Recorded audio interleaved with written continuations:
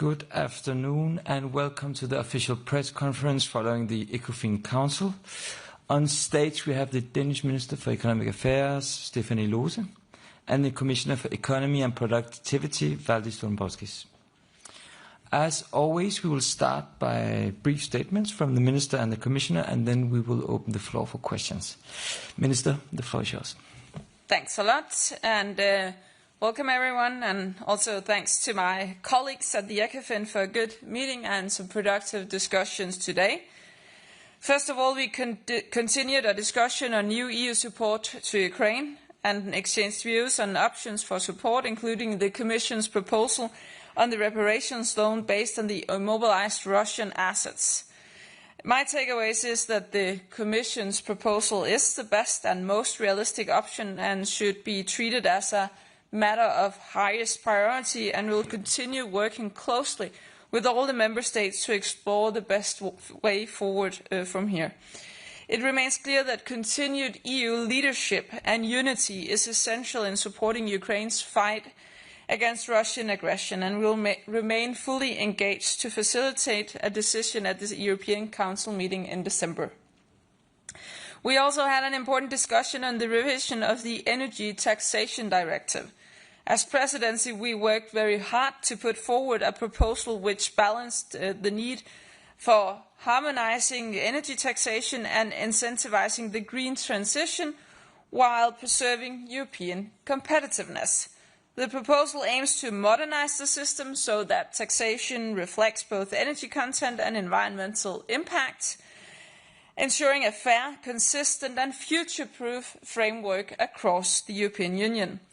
Today I heard that there was a broad recognition of the need for a reform of a directive that hasn't been changed for more than 20 years, and there was a majority agreeing that we've indeed tried to reach a balance towards a different consideration. But nonetheless, there seems to be no path to unanimity at this point in time.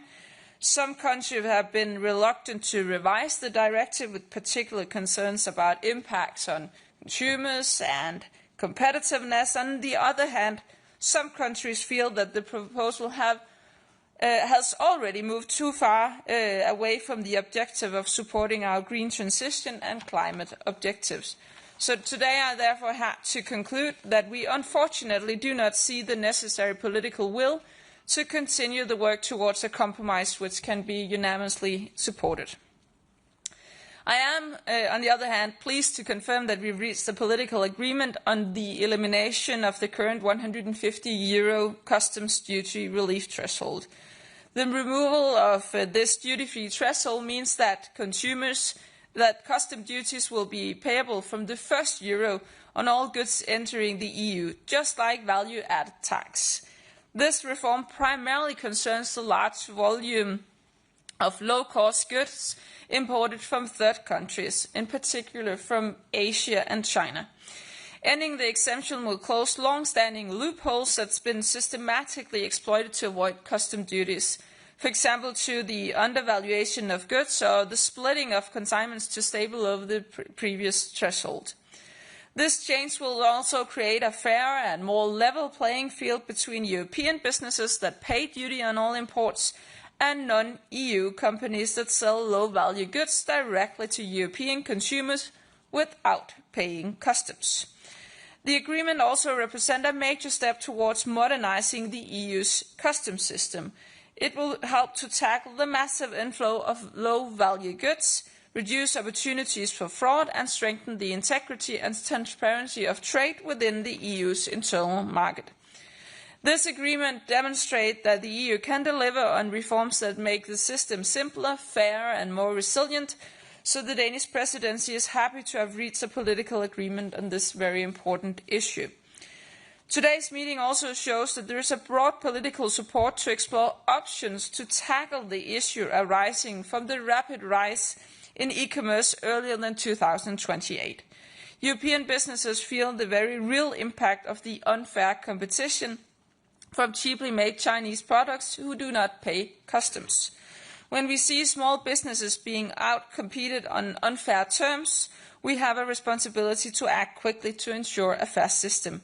We'll work with the Member States and the Commission to develop a simple, temporary solution to enable implementation as soon as possible in 2026. Thank you. Thank you, Minister. Commissioner, please. Yes, thank you, Minister. Good afternoon, everyone. Let me begin with some positive news. Today the EU is disbursing additional 4.1 billion euros in financial support to Ukraine under the G7-led Extraordinary Revenue Acceleration Loans Initiative. This marks the final installment of the EU's 18.1 billion euros contribution to this initiative.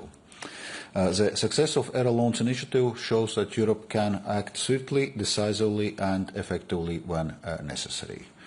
And this is in this spirit as we must also approach the question related to further funding needs for Ukraine. And actually we began today's meeting with a productive discussion on options for providing additional financial support for Ukraine as requested by European Council. And as Minister already mentioned, the meeting saw broad support from Member States for the Commission to continue its work on the reparation loan. There was wide recognition that this option is the most feasible means of quickly bridging Ukraine's funding gap without placing additional substantial fiscal burden on Member States. The continuation of this work obviously includes engaging with Member States to address remaining concerns.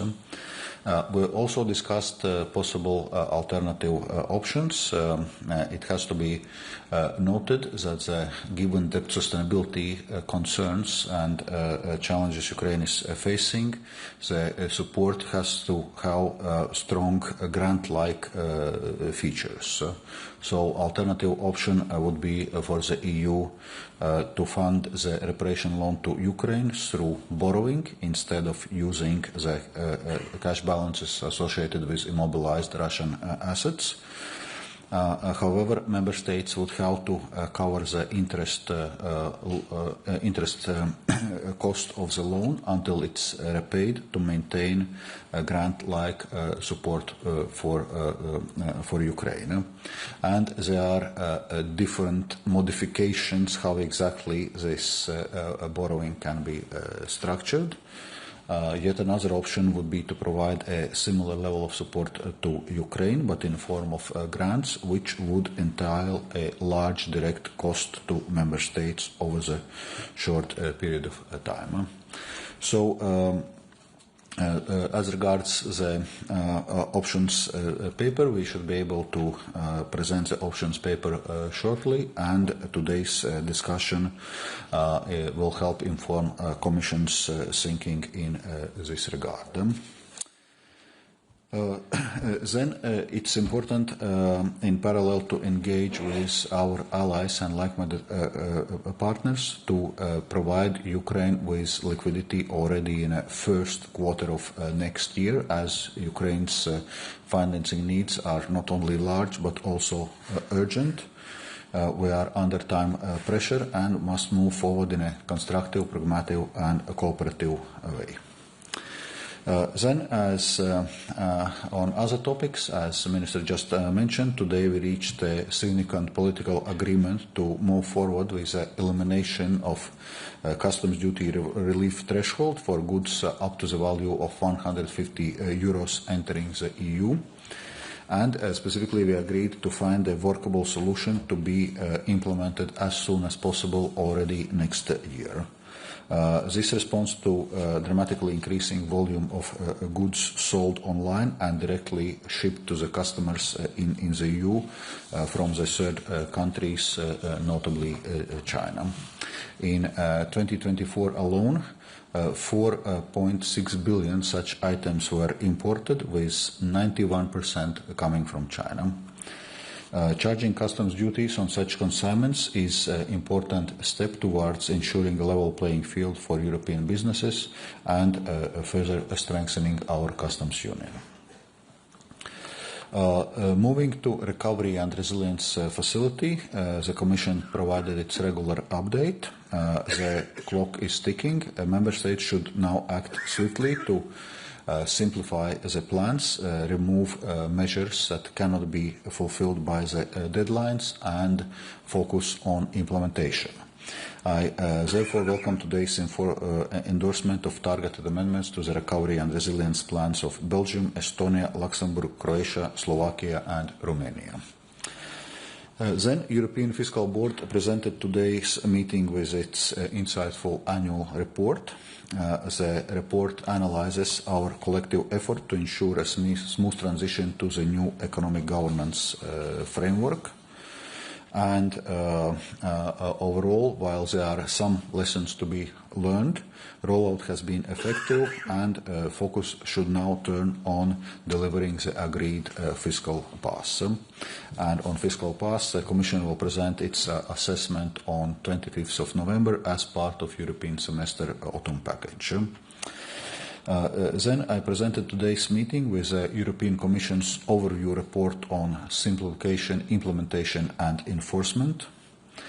Since the beginning of the year, the European Commission has presented 6 simplification omnibus proposals, including on agriculture, defence, due diligence, sustainability reporting and others. A conservative estimate puts annual savings stemming from these simplification proposals at more than 8.6 billion euros, and more proposals will follow in coming weeks. So we have made a strong start, but we must work at least as intensively to reach our overall 25% administrative burden reduction target and 35% burden reduction target for SMEs. Finally, a few words on 2025 statistical package, which ministers adopted today. The package sets out how the European statistical system is taking action toward improving the quality and availability of the European economic indicators, collecting data on defence expenditure in a timely manner in context of the national escape clauses, reducing administrative burdens for businesses and public administrations. These efforts underline Europe's commitment to high-quality, independent official statistics, which remain as vital as ever for informed decision-making. Thank you. Thank you, Commissioner. We will now open the floor for questions. Please start by stating your name and your media. We will start by Euronews, please. Hello, Jorge Liboreiro with Euronews. I have 2 questions on the reparations loan. First of all, for you, Commissioner, we heard from Belgium. Belgium has criticized the Commission for insisting so much on the reparations loan and presenting it as the only viable option, which you just did. It has also criticized you for lacking a legal basis and for focusing your proposal exclusively on the assets held at Euroclear. How exactly do you reply to this criticism, and what can you offer that it's new and different to Belgium in order to change the dynamics? Because we've been running around the same circle since Copenhagen. And for the minister, we know that Belgium is very much concerned about the potential of litigation from Russia and wants guarantees to cover not only the 140 billion in the loan, but also these potential costs from arbitrations and litigations. Do you think member states should go beyond 140 and cover costs that are essentially hypothetical? Thank you both. Yes. First of all member states agreed in today's meeting on the clear commitment to provide all necessary support to Ukraine and on urgency of doing so. Today's meeting has been indeed focusing not only on the reparation loan but on also other possible options. As I was outlining before, given the debt sustainability challenges of Ukraine, we do not have an option just to provide another loan as we had been doing before. So this support to Ukraine needs to have strong grant-like features. and reparation loan provides this option of doing so without placing substantial additional burden on fiscal burden on member states. There are other options, we discussed them, but obviously they come with higher fiscal costs for member states. So that's just the fact. And we need to be clear about this. Well, as regards legal aspects of the proposal, of course, the Commission has been assessing it very carefully from the very beginning. That's why our proposal also stops short of confiscating the Russian assets. And actually, it does not go beyond what has been already agreed, that Russian assets should stay immobilized as long as Russia has not paid reparations. It's something which has been agreed at the European Council level and also at G7 level. So what we are, in a sense, elaborating here, what to do with those cash balances which have been accumulated in this context, in this period, until Russia would pay reparations. Obviously, there are risks to be addressed, and specifically in case of Belgium, and that is clearly something which European Commission is working on very seriously, and it's acknowledged also by other member states that obviously there needs to be solidarity on those risks, needs to be shared, and this engagement and work also with Belgian authorities in this regard is ongoing. But it has to be said that there are always risks associated with action and with containing the aggressor, but the risks of inaction and not containing the aggressor are even greater.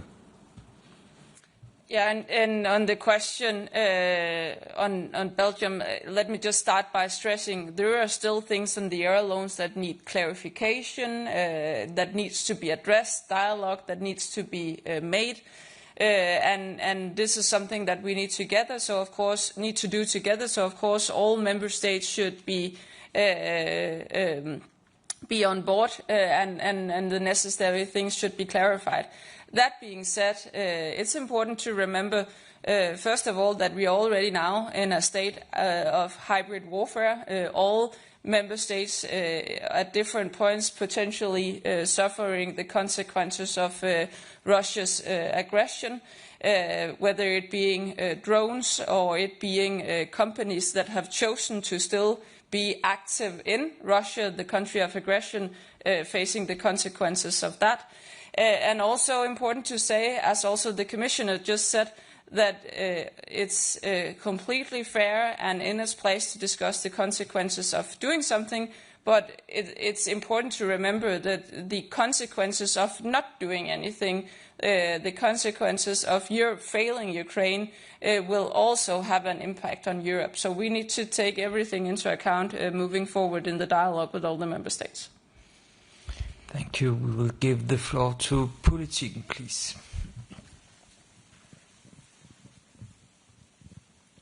Thanks. This is a question for the Commissioner.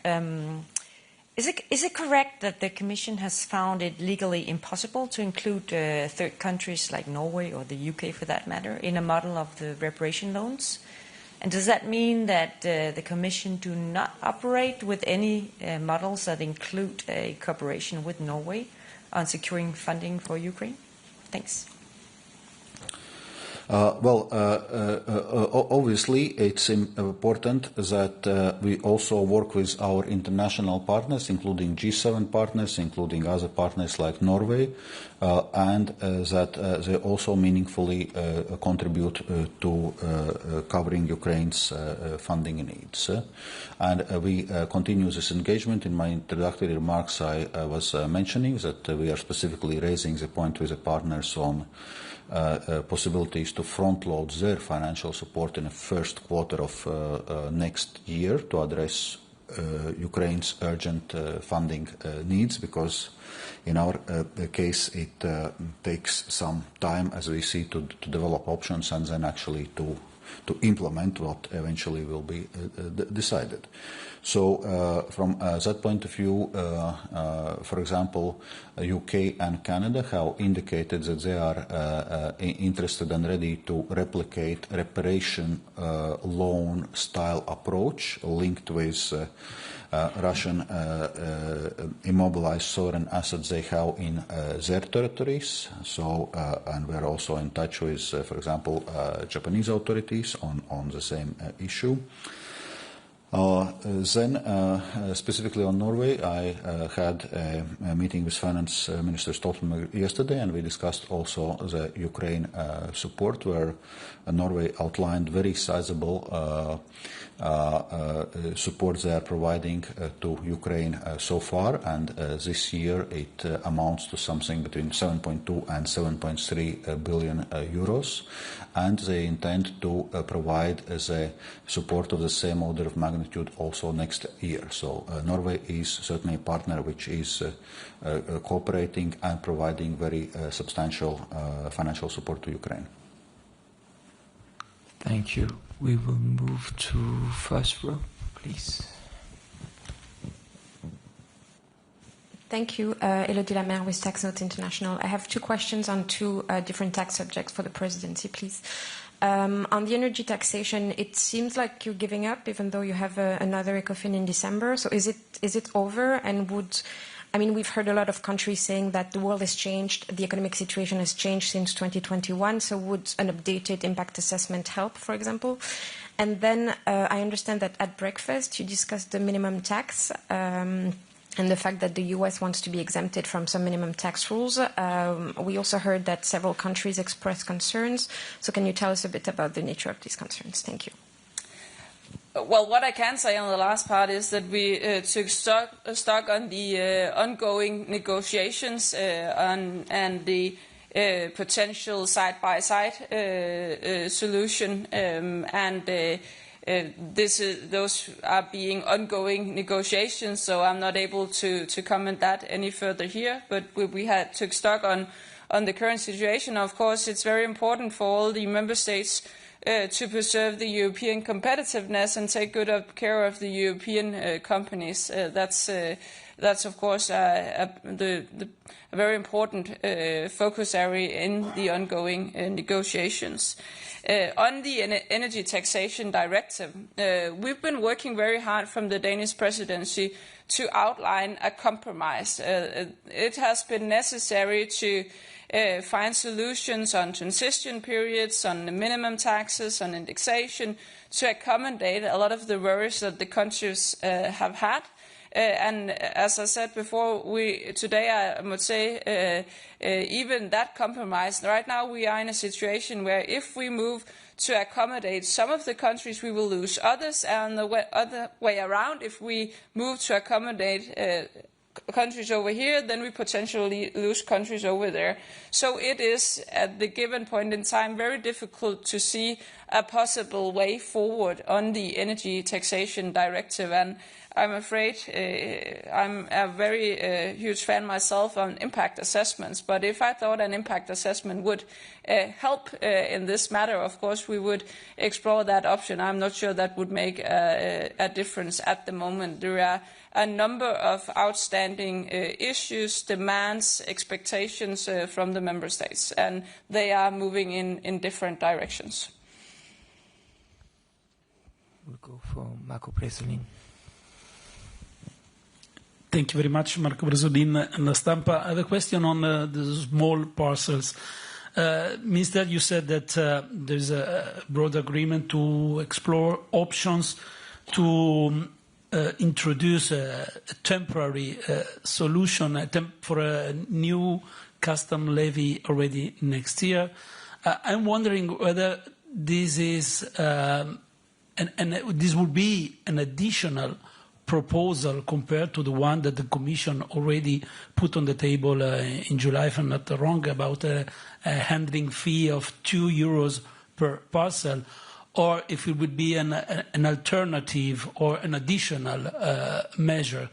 And also, do you expect that this levy or fee, if you can clarify what you have in mind, will fuel the EU budget as a duty, or will be for the national budget? Thank you.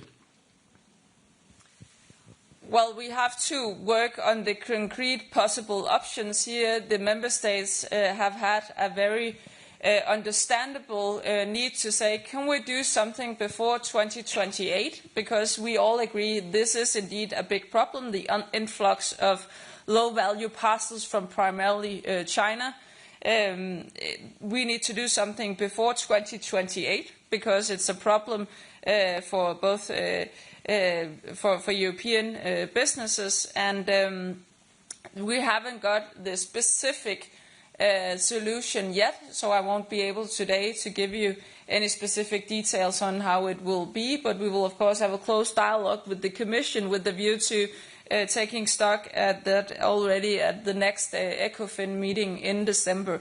I think here the primary wish for the Member State was to actually be able to handle this, and we haven't been discussing the specific connection towards the other things that you have been asking about here. I don't know if Valdis wants to. Nice. Okay. Thank you. We will give the next question will be for Euractiv, please. Yeah.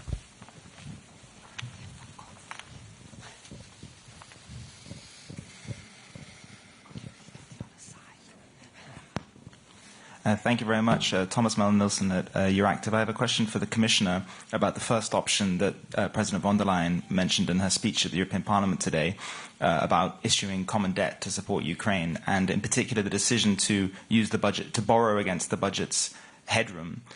So my understanding is that if you do that, you're going to require unanimity in the Council, whereas if you had an off-budget instrument, you'd only require qualified majority to go ahead. So the question is, why did you opt for this option, given that it would ultimately, it seems that it would be more politically difficult to do this rather than to have an off-budget instrument? Thanks.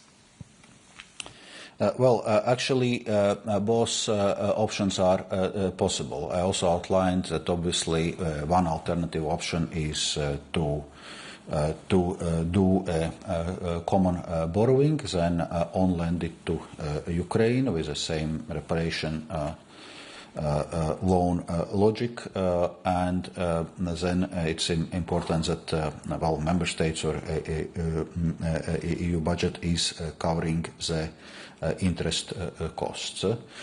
For example, when we were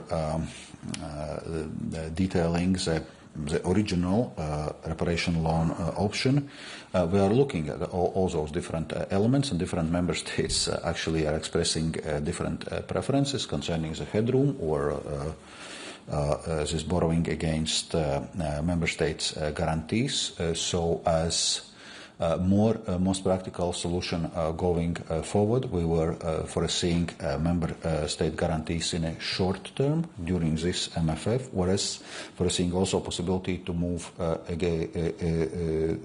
so to say use of EU budget headroom in the next MFF. But from that point of view, if we are considering this option of common borrowing, there are different modalities possible, and indeed, depending on modalities you choose, it may imply also different decision-making structures, including in the case of MFF, obviously unanimity.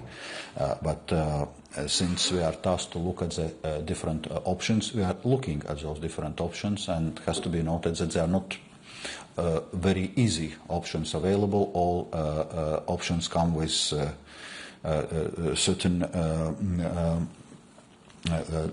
financial or legal or political challenges. Yeah, and if I may add, then of course when you list different options, say if this is difficult, why do you present that options? Then basically it's also important to say that when we point to the reparations loans as being the best way forward, then it's also because there are no easy solutions here. We don't grow money trees, and we don't have magic hats with rabbits in or any silver bullets. So basically, it's also a reflection of how difficult it is to find a number of viable options. Time is running, but I think we have time for a few more questions. Next up will be Mr. Romano. Yes, thank you very much. Beda Romani, Sole 24 Ore. I wanted to get back to the parcel issue 1 second. Can you confirm that there is no link between this temporary solution you are thinking about in order to apply this exemption, this abolition of the exemption before 2028, and the handling fee, which is a different file?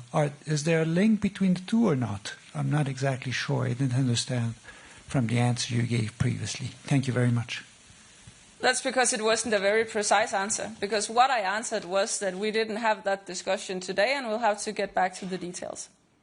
Well, in any case, a focus of today's discussion is that normally this withdrawal of this 150 euros exemption would come at 2028, but I would say pretty much all member states agreed that that's too late, and we agreed now to work on how to accelerate, how to make it happen already next year, but different, details on this still need to be worked out. Thank you. And we'll go for Bloomberg.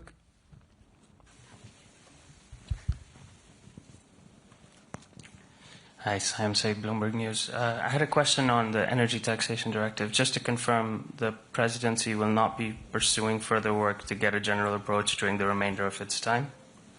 Yes, as I said before, it's not possible for us at the moment. You never know when things will change, but at the moment we cannot see a way forward where we stretch the compromise further to accommodate some countries without losing other countries. We'll go for European Prada. Thank you very much. Tatiana Vysotska, European Pravda, Ukraine. I would like to come back to Ukrainian question. Did you discuss the ongoing corruption scandal in Ukraine? Was it raised during the ministers' talks? What were the reactions of the ministers? Were some ministers expressing the concerns about maybe trustability of Ukrainian government in dealing with EU funds? And do you predict any difficulties with future financing of Ukraine due to these corruption questions? It's a question for both speakers. Thank you. Do you want to start?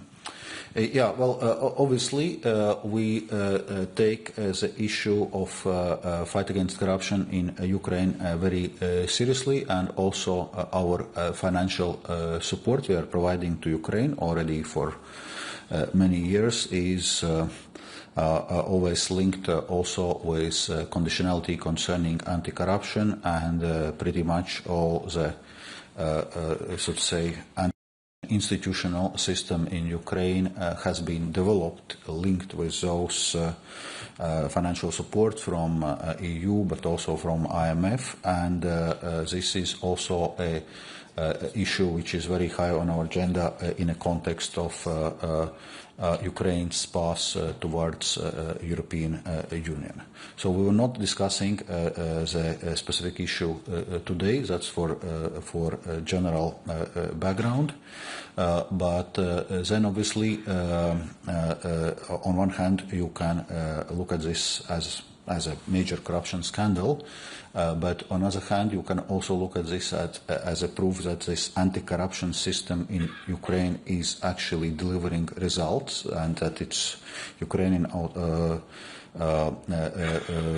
anti-corruption authorities which are able to go against corruption cases, including to the highest level. I have nothing to add to that.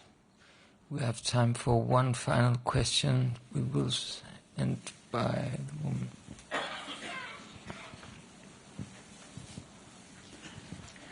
Thank you, Giovanna Fadonato for Politico. A question for Commissioner Dombrovskis. What is the amount of the headroom in the current EU budget to grant a loan for Ukraine in the case that this option is chosen?